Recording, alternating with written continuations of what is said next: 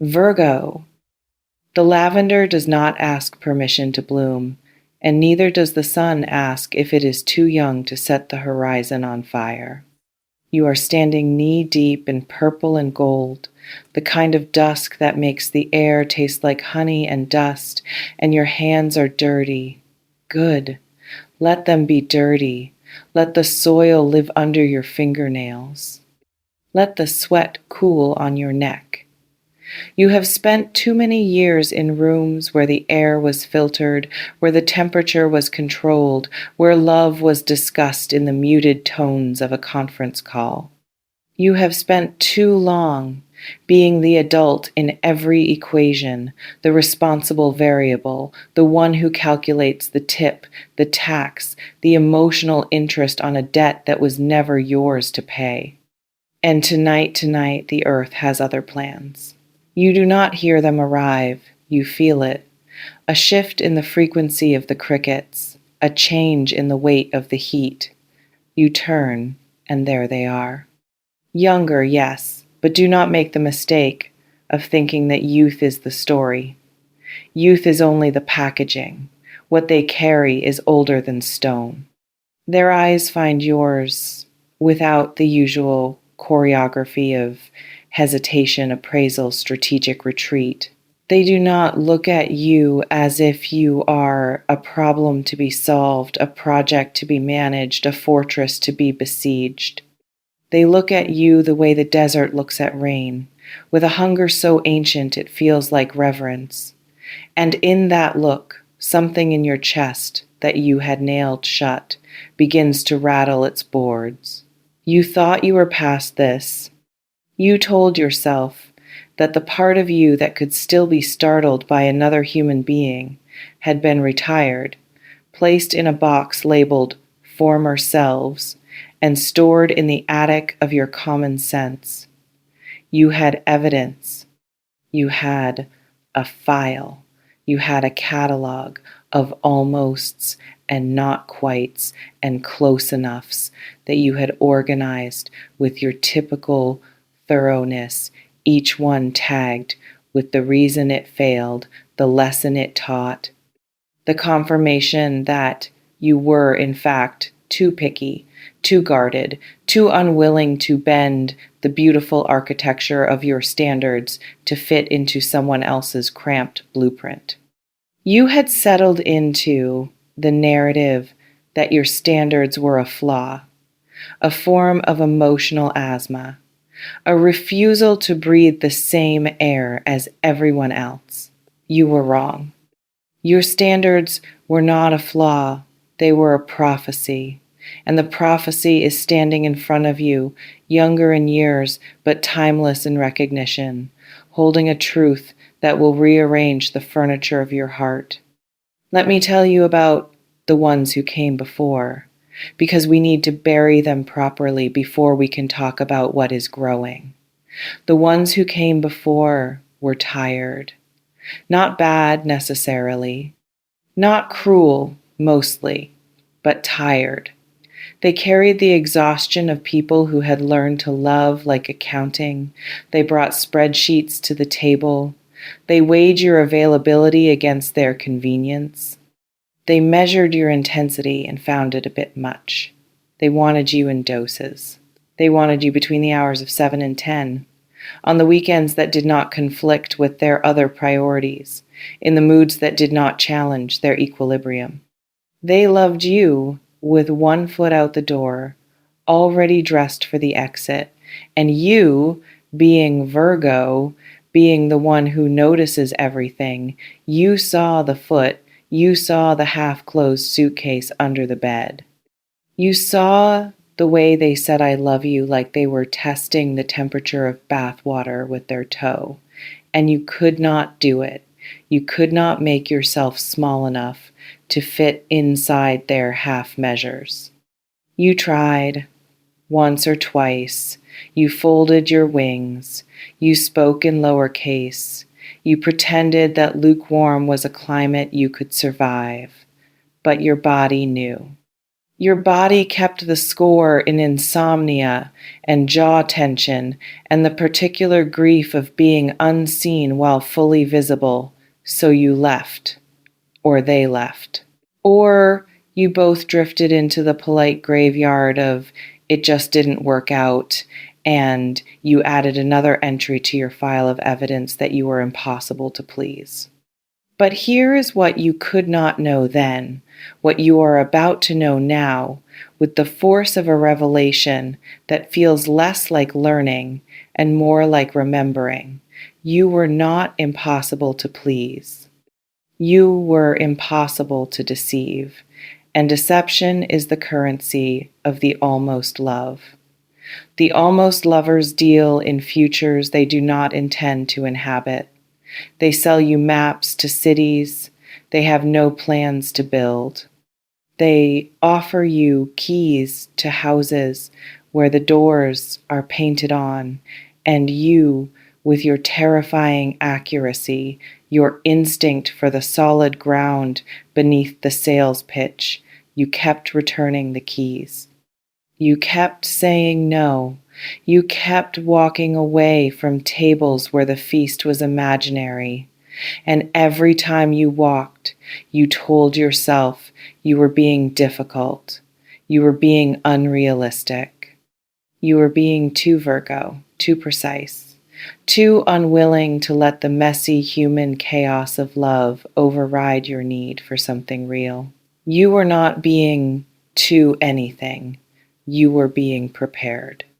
And the preparation ends here in this field with this person who is looking at you like you are the first real thing they have seen in a life full of screens and simulations. The age gap is not the plot. The age gap is only the mechanism by which the universe delivers the lesson. Because what this younger lover brings is not inexperience, it is unburdening. They have not yet learned to love like a negotiation. They have not yet been trained out of their instincts by a string of disappointments that taught them to hold back, to wait, to calculate the return on emotional investment before making a deposit. Or if they have learned it, they have unlearned it in your presence, with you. They are willing to be reckless.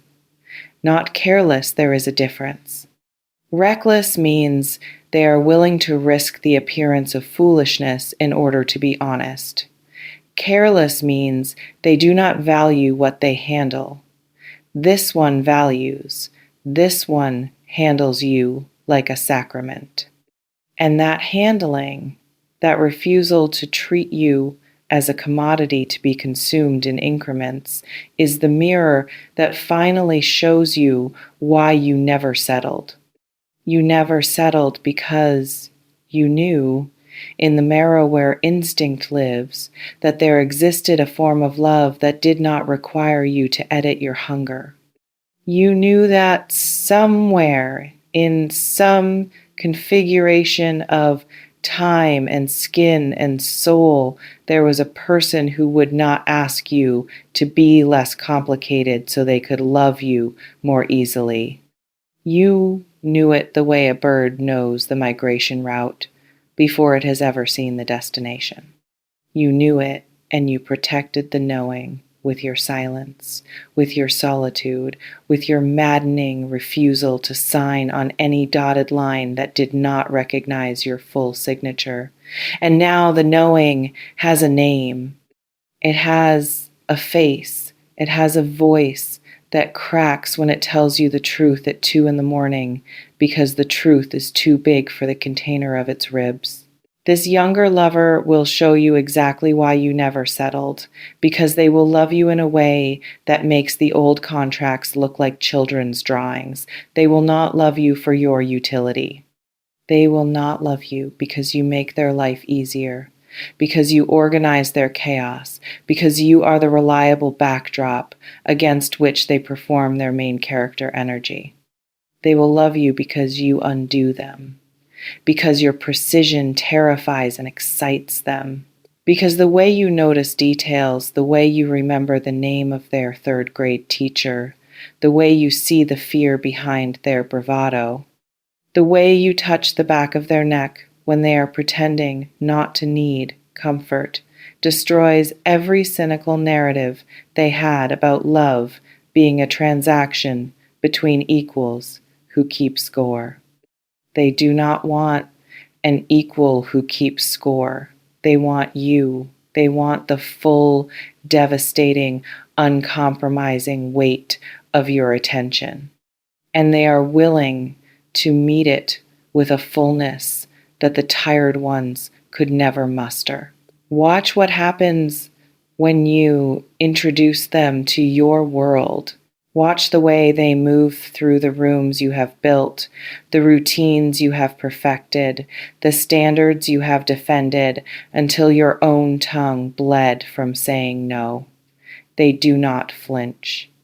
They do not ask you to dim the lights. They do not suggest that maybe you are too much of this or not enough of that. They adjust. They rise. They meet the bar not by pretending they were already there, but by growing in real time in front of you with a transparency that the guarded, the weary, the emotionally bankrupt could never risk. They show you their growing pains. They let you see the stretch marks of their becoming. And in doing so, they give you the one gift the others withheld, the gift of being trusted with someone's evolution. You see, the ones who came before wanted you fully formed. They wanted the finished product. They wanted the Virgo who had already done all her homework, who presented herself in a 3-ring binder of accomplishments and coping mechanisms. They wanted to date the brochure. This one wants the workshop. They want the noise of your construction. They want the sawdust, the blueprints, the moments when you are not sure if the wall is going to hold. And because they want the process, they get the product, the real product, the one that breathes and changes and surprises even herself. They get the you that wakes up grumpy, the you that needs the dishes done before she can relax. The you that cries at commercials because her heart is closer to the surface than anyone realizes. They get all of it, and they do not grade it.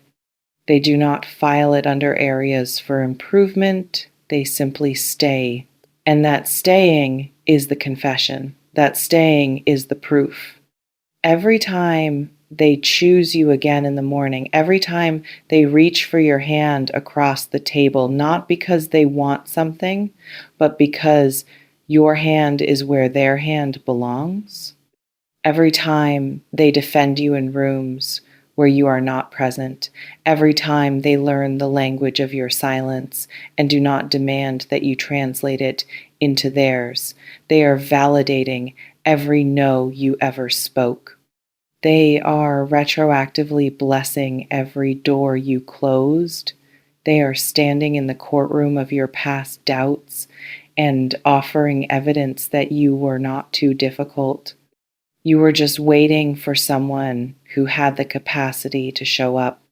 But let us be honest about the fear, because it is real and it is loud, and it will try to ruin this before you have fully tasted it. The fear will tell you that the age gap means you are a phase, that you are an experiment, that you are the detour, not the destination. The fear will whisper that when they grow up, when they catch up, they will look at you and see a mistake. The fear will dress itself in the respectable clothing of what will people say, and this isn't practical, and you are at different stages of life. The fear will try to convince you that love should be a spreadsheet where the rows and columns match, where the birth years align like obedient soldiers, where the 5-year plan has been pre-approved by a committee of your most anxious relatives. Do not listen. Love is not a spreadsheet. Love is a wildfire that does not consult the zoning laws before it burns down the house you were never meant to live in. And this love, this specific configuration of your maturity and their hunger, your depth and their daring, your knowing and their discovering, it is not an error, it is an alchemy. It is the universe's way of showing you that the reason you never settled was not because you were broken or deluded or impossible. It was because you were holding space for a frequency that the conventional world does not broadcast. You were tuned to a station that plays only in the frequencies of courage, and most people do not have the equipment to receive it. This younger lover does. They have the equipment. They have the antenna. They have been scanning the dial for your exact signal, and now that they have found it, they are not changing the channel. What they will teach you, if you let them, is that love does not have to be heavy to be deep. You have carried so much. You have carried the weight of lovers who treated your body like a storage unit for their unprocessed trauma. You have carried the conversations that went in circles, the promises that expired before the milk, the slow erosion of your own joy in the name of making it work. You have carried the belief that if love is not hard, it is not real, that if you are not suffering, you are not trying. This younger lover arrives with a different curriculum. They will show you that depth can wear sneakers, that intimacy can laugh, that the most profound connection you have ever had might also be the most fun. They will drag you out of your head and into your skin. They will remind you that your body is not just a vehicle for your responsibilities. It is an instrument of pleasure, of play, of present tense aliveness that does not need to justify itself with productivity. You will resist this at first. You will try to manage the relationship the way you manage everything else, with schedules, with check-ins, with a 5-year projection that accounts for all variables. They will look at your beautiful, terrified planning, and they will smile, not because they are mocking you, because they see the fear underneath the plan. And instead of using that fear against you, instead of making you feel silly for needing to know where the ground is, they will sit with you in the uncertainty. They will make the uncertainty feel like an adventure rather than a threat. They will teach you, by example, that not knowing the ending does not mean the story is broken. It means the story is alive. And here is the part that will undo you in the best way. They will see your standards not as obstacles, but as architecture. The others saw your standards as walls they had to scale or circumvent. This one sees them as the blueprint for the home they have been trying to build inside themselves. Your refusal to settle taught them by proxy what was possible. Your silence in the face of mediocrity spoke a language they did not know they were fluent in until they heard it. You have been, all along, a teacher of what love should feel like, even when there was no student in the room. And now the student has arrived, not to worship you, not to use you, but to graduate alongside you into a shared language that neither of you could have spoken alone. You will know this is real when you stop performing, when you realize that you have left the house without the mask, without the script, without the carefully curated version of yourself that you use to wheel out like a display model.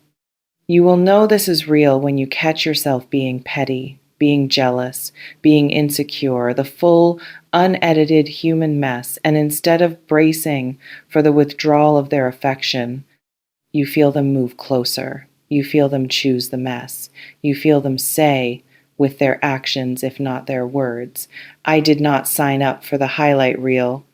I signed up for the director's cut, the deleted scenes, the commentary track where you explain why you are the way you are. And in that choice, in that relentless, daily choice to stay through the unflattering angles, you will finally understand why every other door had to stay closed. It was not because you were difficult. It was because the room they led to was too small. It was not because you were too much. It was because the others were offering too little and calling it abundance. It was not because you were broken. It was because you were a key waiting for a lock that had not yet been forged. And now the lock is here. Now the door swings open. Now the house is big enough for both of you, with room to spare for all the versions of yourselves you have not yet become. So let them love you. Let the younger lover teach you what it feels like to be chosen without a campaign, without a pitch deck, without a PowerPoint presentation of your worth. Let them show up with their whole unguarded heart and watch what happens to your nervous system when it realizes that the threat is gone, that the war is over, that you can finally put down the weapon of your own vigilance and simply be held. It will feel strange at first. It will feel like a trick. Your body will search for the catch, the fine print, the expiration date. But there is none. There is only this. A person who looked at your full, exacting, magnificent list of requirements and did not flinch. A person who said yes not to the edited version, but to the director. A person who is young in years but ancient in recognition, who sees you and says, "There you are. I have been looking for you across centuries, and I did not care what form you came in, only that you came." The lavender sways. The night deepens. The stars come out, not as decoration, but as witnesses. And you, Virgo, standing in your own field of finally, you are not too much. You are not too old, too complicated, too specific, too demanding. You are exactly the right amount. You are the exact frequency. You are the prophecy fulfilled. Stop apologizing for the space you require. Stop explaining your standards to people who never intended to meet them. Stop looking over your shoulder for the judgment of a world that settles for crumbs and calls it a feast. The lover who could not walk away from your standard is here, the one who meets your gaze and your gravity and your gorgeous, terrifying specificity. Let them in. Let them prove what you always hoped was true, that you were never the problem. You were the solution. You were the answer to a question someone was too afraid to ask. And now they are asking. Now they are kneeling in the dirt beside you, younger in years but your equal in soul, planting something that will outlast every doubt you have ever had. Water it with your truth. Feed it with your presence. And when the world asks how this works, how this makes sense, how you dare to love outside the lines, smile. Smile the smile of someone who finally knows. Tell them it works because you stopped settling for almost and started demanding the everything. Tell them it makes sense because the heart has its own mathematics, and yours has finally balanced the equation. Tell them you dare, because once you have seen the real thing, the counterfeit loses all its power. The fire is lit, the field is yours, and the lover who matches your flame is already warm beside you. Burn, baby, burn.